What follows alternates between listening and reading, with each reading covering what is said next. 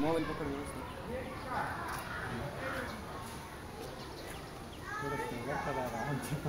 विचार करा एवढं काय ते काय होतं गेलं का आमच्यापर्यंत येतच ते आता शेवटी नाही मत. प्राथमिक विद्या मंदिर खेडले झुंगे ही जिल्हा परिषदेची शाळा. इथंच माझं पण शिक्षण झालं. 1ली ते 4थी मी याच शाळेमध्ये शिकलो. आता लाईव्ह घेण्यामागचं कारण असं की आम्ही होतो त्यावेळेस आम्हाला आहे ना कौलाचे वर्ग होते आणि त्या कौलाच्या वर्गामध्ये आम्ही शिकलो. 1ली ते 4थी इथे शिकलो. नंतर आम्ही शिफ्ट झालो ते मराठा विद्याप्रसारक समाज संस्थेच्या शाळेमध्ये. 5वी ते 10वी तिथं शिक्षण झालं. आता इथं शिकत असताना कौलाचे वर्ग होते ते जुने झाले होते. वरतून नारळाचे झाड आहे. नारळाचे झाड दाखवा. वरती नारळाचे झाड दाखवा.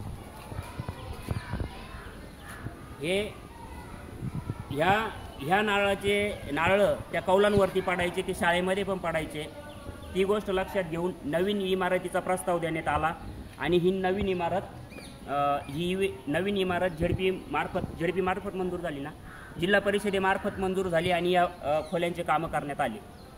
2010-2011 मध्ये या इमारतीचं काम पूर्ण झालेलं आहे. आणि ती आमची जी जुनी इमारत होती आम्ही ज्यावेळेस शाळेमध्ये होतो ती निर्लिखित करून पाडण्यात आली. ती या ठिकाणी होती. हा परिसर दाखवून घ्या इकडे घ्या. मी तुम्हाला दाखवतो. चला मध्ये आतमध्ये.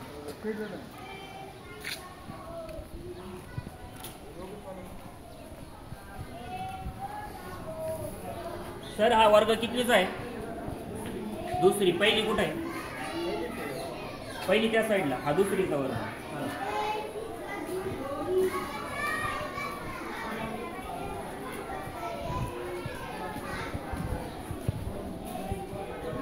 हा वर्ग आहे 2रीचा वर्ग आहे आणि याची अवस्था पहा. तडा गेला 2010-2011 साली झालेलं काम बरं का. आणि याचा गेलेला इथं तडा आतमध्ये. आणि वर स्लॅबची परिस्थिती बघा. हे बघा. हे 2रीची लहान मुलं इथं हे शिकताय आणि वरतून या स्लॅबने जीव सोडलाय. आता हे जर असं काम झालं आणि खाली जर पडलं डोक्यामध्ये तर काही दुर्घटना घडल्यानंतर सगळे जागी होणार आहे का? हा माझा प्रश्न आहे. हे लहान करून घेतो. आणि ही इमारतीची झालेली अवस्था. हा स्लॅब बघा. सर कितीचा वर्ग? 2री. आणि इथं ही परिस्थिती बघा. बांधकामाला गेलेले तडे हे बघा. येऊन बघा हे तडे.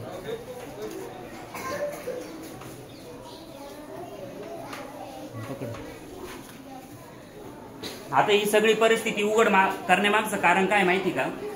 विषय असा आहे 2010-2011 साली हे बांधकाम झालेलं आहे. जर जे कोणी केलं असेल हे बांधकाम ज्यांनी केलं असेल मला त्यांना प्रश्न आहे. तुम्ही जर तुमच्या घराचं बांधकाम केलं असेल तर अशा स्लॅबची अवस्था होऊ शकते का? स्लॅब पडू शकतो का? आणि लहान मुलं शिका त्यांना. पालकांना केव्हा जाग येणार आहे? पालक काही बोलत नाही त्यांना किंवा पालक याचा शिक्षकांना काही जाब विचारत नाही किंवा जिल्हा परिषदला किंवा ग्रामपंचायत पंचायत समितीला काही प्रश्न विचारत नाही का? आपल्या इथं काय पद्धत आहे माहिती का? एखादी मोठी दुर्घटना घडल्यानंतर ना सगळे आरडाओरडा करायला सुरुवात करतात पण घटना घडून गेलेली राहते त्याचा काही उपयोग होत नाही. आता हे वॉशरूम बांधलेलं आहे. वॉशरूमची परिस्थिती मला व्यवस्थित दिसते पण हे बघा याला गेलेला तडा दाखवा. या आतमध्ये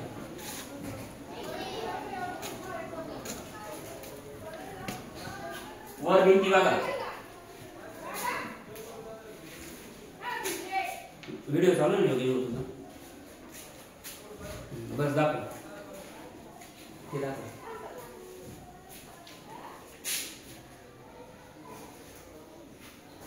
2010-2011 या कालावधीमध्ये झालेलं काम आहे आणि पूर्ण काम वरून गळतंय. स्लॅब पूर्ण वरून गळतोय. भीतींनी जीव सोडून दिलाय. भीतींना तडे गेले आणि इस्टिमेट पण तगडं यायचं.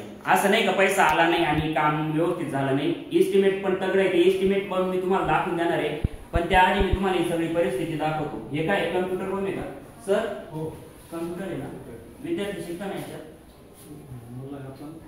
शैक्षणिक म्हणजे शाळेसाठी वापरतात मुलांसाठी एवढं नाही शिकवलं. हां बरोबर, मुलांचं इथं फक्त शैक्षणिक आपल्या शाळेसाठी म्हणजे संगणकीय काम पटसंख्या 115 होती. आज आपली दरवर्षी पटसंख्या वाढते. म्हणजे आपली शाळा प्रगतीच्या मार्गाला गेलेली आहे. दरवर्षी मागच्या वर्षी 150 पट होता, आता 157 झाला. म्हणजे दरवर्षी आपली प्रगती होते, आपली विद्यार्थी संख्या वाढते. म्हणजे आपला विश्वास लोकांकडे आपल्या शाळेबद्दलच नक्कीच. तालुक्यात सगळ्या शाळांचा पट घसरत तुम्हाला, पण आमचा पट मात्र दरवर्षी वाढते. कारण त्या मागचे आमच्या सगळ्या शिक्षकांचे कष्ट पण आणि तुम्हाला माहिती आहे म्हणजे आम्ही त्या दृष्टीने किती प्रयत्न. आल्यानंतर आम्ही बघितलं शाळेचं वातावरण, बाहेर सगळी स्वच्छता आहे आणि मुलांना शिकण्याजोगं वातावरण आहे, उत्साहाचं वातावरण आहे. फक्त विषय होता तो टॉयलेटचा, तो पण ते क्लीनर वगैरे आणून तिथे वास गेला पाहिजे तिथं ते तेवढं करा. आणि सर अजून एक महत्वाचा मुद्दा काय माहिती का, हे जिल्हा परिषद शाळा कमी होत आहे, त्यांना या शाळा बंद करून इंग्लिश मिडियम शाळा वाढवायच्या आहे. यांनी होणार काय माहिती का, सामान्य गरीब शेतकरी मारला जाईल आणि ते गोरगरीब पोरांना शिक्षण दिलं जाणार नाही. ग्रामीण भागामध्ये आपण वाचतोय आता मराठवाडा त्या साईडला विद्यार्थी अक्षरशः आत्महत्या करताय शिक्षणासाठी, त्यांना बसला येण्या जाण्यासाठी सुद्धा फी नाही. मग ह्या शाळा जर बंद झाल्या तर इथल्या गावातल्या गोरगरीब शेतकरी असेल, कष्टकरी वर्गाने जायचं कुठं, त्यांच्या मुलांनी जायचं कुठं शिक्षणाला. तर या संस्था वाचल्या पाहिजे. या शाळेमध्ये माझं पण शिक्षण झाले, 1ली ते 4थी मी या जिल्हा परिषद शाळेमध्ये शिकलो आणि काय कमी नाही करत बरं का शाळा. शिक्षक हे क्वालिटीज असतात. इथून शिकून गेलेले ना मंत्री झाले, इथून शिकून गेलेले परदेशात गेले, इथून शिकून गेलेले न्यायाधीश झाले, वकील झाले, अजून काय सांगायचं. जिल्हा परिषद शाळा हाच खरा विद्यार्थी घडवते. आणि हे 1ली ते 4थी हे वय ना खेळायचं बागडण्याचं राहतं, मानसिक आणि शारीरिक वाढ आहे ना इथंच होते जिल्हा परिषद शाळेमध्ये. तुम्ही जर तिकडे टाकाल ना इंग्लिश मिडियम वगैरे तिथे इतकी, आता मला टाकण्याचा प्रयत्न झाला.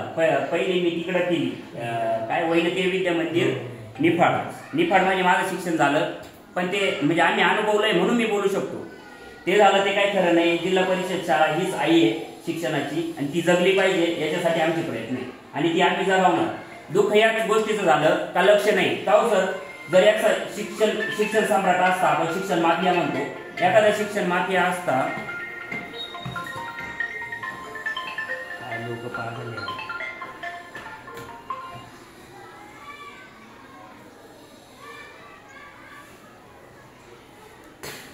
सपोज माझी जर ना वैयक्तिक माझी जर संस्था असती आणि मी 2010-2011 साली त्या संस्थेचं जर मी काम शाळा उभारणी केली असती तर अशी अवस्था झाली असती का, असं स्लॅब गळाला असता का, असं स्लॅब सुटला असता का. आता विषय असा आहे, कोटेशन तगडे ना साहेब, हे कोटेशन दाखव.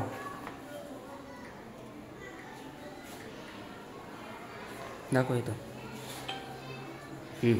आता हे पत्र लिहिलं गेलंय. माननीय गट शिक्षणाधिकारी साहेब, पंचायत समिती निफाड, जिल्हा नाशिक यांचे सेवेशी विषय सर्व शिक्षा अभियान अंतर्गत 2 वर्गखोल्या बांधकाम सन 2010-2011 ची उर्वरित 5% रक्कम मिळण्याबाबत, म्हणजे रक्कम पूर्ण मिळाली होती, फक्त 5% रक्कम राहिली होती, त्यासाठी हे पत्र लिहिलं गेलंय. महोदय, वरील विषयांवये पंचायत समिती खेडजोंगे यांच्याकडून नाही काय शाळा व्यवस्थापन समिती खेडजोंगे यांच्याकडून विनंती करण्यात येते की सर्व शिक्षा मोहीम अंतर्गत सन 2010-2011 आमच्या शाळेत अतिरिक्त 2 वर्ग खोल्या मंजूर करण्यात आल्या होत्या. त्या दोन्ही खोल्यांचे बांधकाम हे 100% पूर्ण झालेले आहे. सदर बांधकामासाठी प्राप्त रक्कम रुपये 5,59,550 रुपये मिळाले होते. त्यापैकी खर्च रक्कम 5,57,840 रुपये खर्च करण्यात आली आहे. त्यापैकी शिल्लक रक्कम 1,710 रुपये शिल्लक राहिले होते फक्त. त्याच्यासाठी लिहिलेले हे पत्र आहे. 1,710 रुपये शिल्लक आहे, तरी उर्वरित कामासाठी रुपये 1,28,694 रुपये 28,684 अनामत खर्च केलेले आहेत. तरी सदर बांधकामाची उर्वरित रक्कम 5% म्हणजे सर या 5,59,550 पैकी अजून अनामत रक्कम 1,28,654 रुपये शिल्लक आहे असं त्यांनी म्हटलंय. मिळणे ही विनंती, सोबत पावत्या, जमा खर्च विवरणपत्र, कोटेशन. म्हणजे आता याच्यातून असं दिसतंय का कॉन्ट्रॅक्टर आहे ना 1 रुपया सुद्धा सोडत नाही, तो पुरेपूर रक्कम वसूल करतो. मग तुम्हाला काम करायला काय होतं, काम हे क्वालिटी झालं पाहिजे असं आमचं म्हणणं आहे. जर इथं तुमचे मुलं शिकत असते तर तुम्ही काय केलं असतं. आपली मुलं इथं शिकती नाही कारण आपल्याला नको वाटते. असं करू नका. काम हे क्वालिटी झालं पाहिजे. भ्रष्टाचार मुक्त महाराष्ट्र देशासाठी आम्ही नाशिकभर काम करतो, सगळीकडे काम करतो. ही अवस्था माझ्या शाळेची दाखवून द्यायला मला काही आनंद वाटत नाहीये. पण 2010-2011 साली एवढं जर मजबूत काम झालेलं आहे ना, आता ही जी रक्कम आहे मी तुम्हाला वाचून दाखवली, 5,59,000 ही या दोन खाली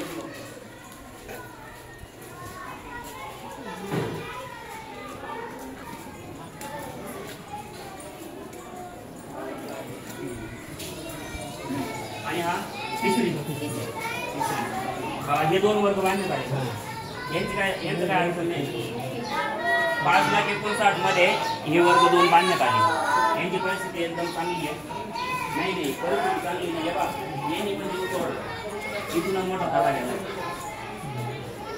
अशा पद्धतीने आपल्याच गावात येऊन हे सगळं असं उघड करायला आनंद वाटत नाही. पण विषय असा आहे, आपण भ्रष्टाचार आहे हेच आपण जर दाखवलं नाही तर मग हे सुधारणार तरी. बोललो ते पण त्याच्यासाठीच काम करतं.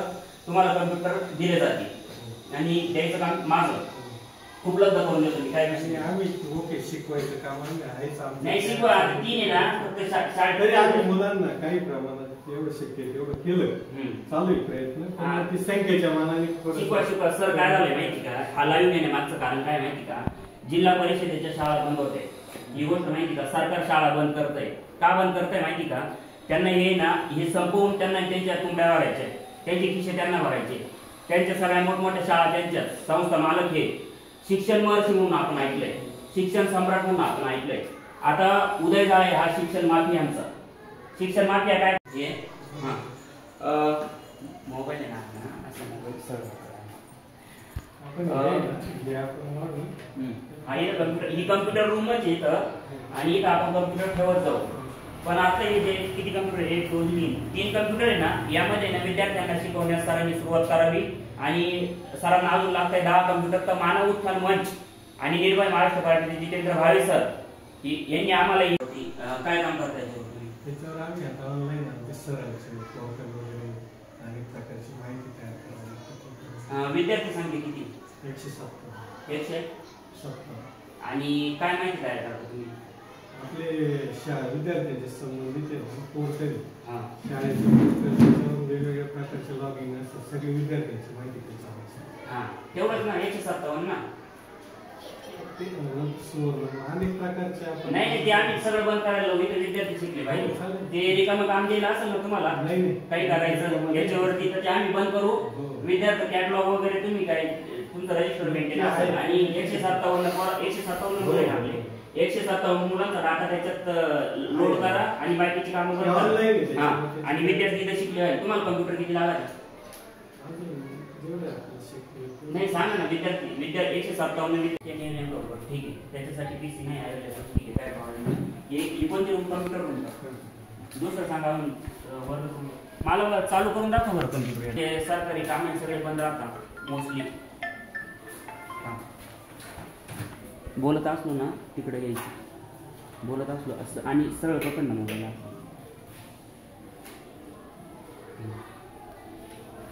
कम्प्युटर चालू आहे, तो कम्प्युटर चालू आहे. काही उपयोग नसतो सर. पण आता आहे ना हे फक्त शो पुरते नको बघ. इथं विद्यार्थी बसले पाहिजे, त्यांनी कम्प्युटर चालवले पाहिजे. आता आम्ही 1ली 2री 3री 4थी इकडे घ्या मोबाईल. जो बोलतो त्याच्यावर कॅमेरा घ्यायचा. हे बघा 1ली 2री 3री 4थी या मुलांना कम्प्युटरचं ज्ञान दिलं पाहिजे. तुम्ही आहे तर ते वापरा ना. तुम्ही तुमचं शासकीय काम काय राहणार, शाळेचं काम काय राहणार, तुमचं काय असतं. त्यांच्याकडे पकड. बोलत असले त्यांच्याकडे पकड. त्या दिवशी पण आमचा पालकांचा विषय झाला का आपण अजून 1 2 3 PC उपलब्ध करू. कम्प्युटर बोलत असले माणूस बोलणार माणसाकडे पकडायचं.